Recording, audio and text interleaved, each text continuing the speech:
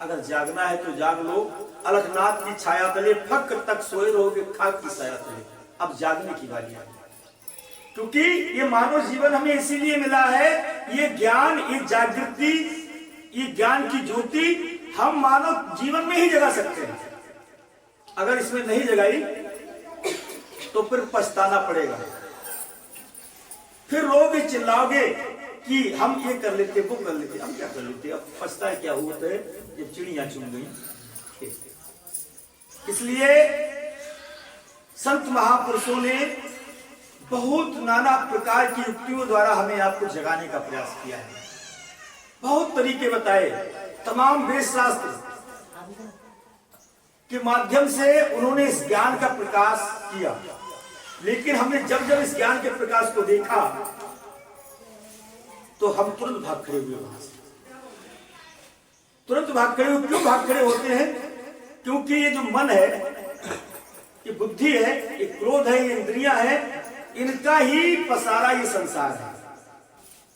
इंद्रियों से ही प्रकाशित होता है सारा संसार।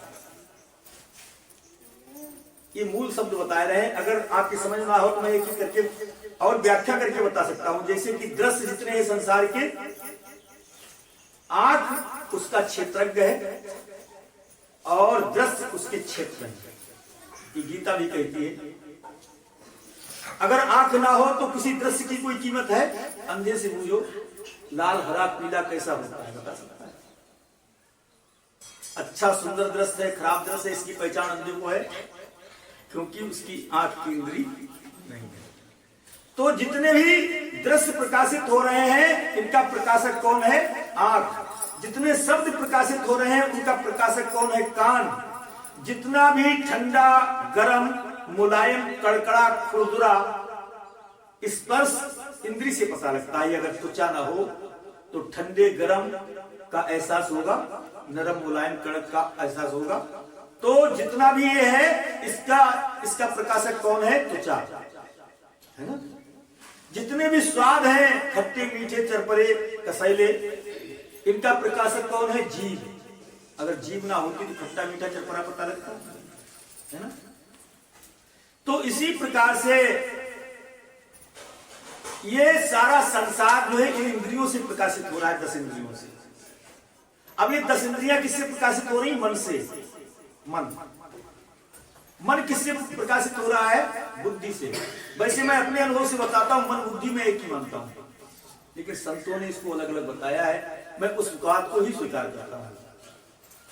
मन का प्रकाशक है बुद्धि, और बुद्धि का प्रकाशक कौन है? अहंकार। और अहंकार का प्रकाशक कौन है? अज्ञान। और अज्ञान का प्रकाशक कौन है? ज्ञान। और ज्ञान का प्रकाशक कौन है? प्रज्ञान। और प्रज्ञान का प्रकाशक कौन है? ब्रह्म। प्रज्ञानम, ये वेद का महावाक्य है, ये वेद का महावाक्य है, प्रज्ञानम ब्रह्म। जो सबको जानने वाला है वही ब्रह्म है। बताइए मैं गलत बोल रहा हूं? इतना ठोस प्रमाण है, और इतना ठोस प्रमाण भी ना मान करके आप भागते घूमे इधर उधर, तो फिर क्या है? जानबूझ न करे रिटाई ताकि मौत कंधा चढ़े। समझो तो जानबूझ करके अपनी नरकाज योनियों की तैयारी है। बेटा शांत बैठो, शांत बैठ, बिल्कुल शांत बैठो। तो जानबूझ करके अगर हम नरकाज योनियों में जा रहे हैं तो फिर दोष किसी को दे सकते हैं क्या? जब अंत टाइम आएगा, परमपिता परमात्मा ने हमको भवसागर से पार जाने के लिए मानव तन दिया।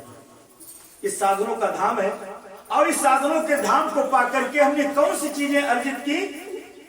संसार की भोग वासनाएं, संसार की पद प्रतिष्ठा, संसार के नाते रिश्ते, संसार के धर्म पंथ मजहब, उन चीजों को हमने हासिल किया। और वो चीजें कब नष्ट होंगी? जिस दिन तुम्हारे तन से प्राण निकल जाएंगे, उस दिन ये चीजें सब नष्ट हो जाएंगी। बस तुम्हारा मानव जीवन पाने का फायदा ही क्या होगा? अच्छा विचार करके देखो, इतना काम तो पशु पक्षी बन करके भी कर लेते, जितना काम मानव करके कर रहे हैं, पा करके कर रहे हैं। बच्चे तो कुत्ता कुतिया भी पैदा कर लेते हैं, पेट तो पशु पक्षी भर लेते हैं, प्यार मोहब्बत तो पशु पक्षी भी कर लेते हैं। और हमने मानव तन पा करके उतना ही काम किया, तो तुम कौन हो? मानव हूं। इसीलिए वेद शास्त्र कहता है कि ये शाम विद्या तपो न दानम ज्ञानम न शीलम गुणो न धर्मा ते मृत्यु लोके भूख भार भूता मनुष्य रूपेण मृगाश्चरण। अगर मानो जीवन पाकर के तुमने ये काम नहीं किया, काम उतना ही किया जितना जानवर कर रहा है। परमात्मा ने तुम्हें इतनी सुविधाएं दी, इतनी सुविधाएं पाने के बाद बुद्धि विवेक दिया, सही क्या है गलत क्या है, गुरु के ज्ञान को आप सुन सकते हो, उस पर चल सकते हो, ये सामर्थ्य आपको दी। और इतना सब कुछ पाने के बाद तुमने काम उतना ही किया जितना पशु पक्षी कुत्ता कुत्ते जानवर करते हैं। तो संत महापुरुषों ने कहा, वेदों ने भी कहा उनके लिए कि वो मनुष्य रूप में जानवर हैं, वो मनुष्य रूप में जानवर।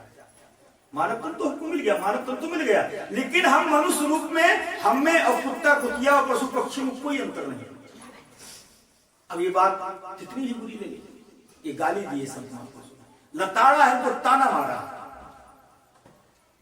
शर्म करो थोड़ी, शर्म करो थोड़ी, हम कहां डटे हैं। इसलिए सच्चे गुरु की तलाश करो और अपने निस्वरूप का ज्ञान करो, अपने निस्वरूप को जानो कि मैं कौन हूं, मैं कौन हूं, मैं। अब सच्चे से प्रीति करो,